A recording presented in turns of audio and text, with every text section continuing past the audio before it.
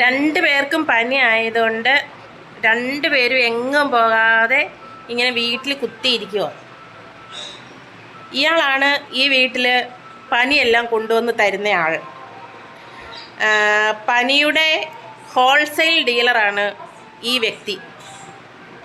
ഇയാൾ സ്കൂളിൽ പോകും. സ്കൂളിൽ പോയിട്ട് എവിടെന്നെങ്കിലും ആരുടെയെങ്കിലും കയ്യിൽ നിന്ന് പനി കൊണ്ടുവരും, ചുമ കൊണ്ടുവരും. അതൊക്കെ നമുക്ക് തരും.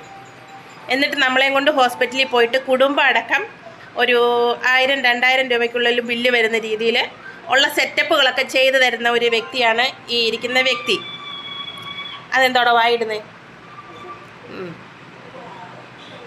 ഇയാൾ ഇങ്ങനെ മാസം മാസം പനി കൊണ്ട് തരുന്നത് കൊണ്ട് പനി മാത്രമല്ല, ഇതുപോലുള്ള വില്ലൻ ചുമകളും ഇയാൾ എക്സ്പോർട്ട് ചെയ്യുന്നതായിരിക്കും. കണ്ടോ?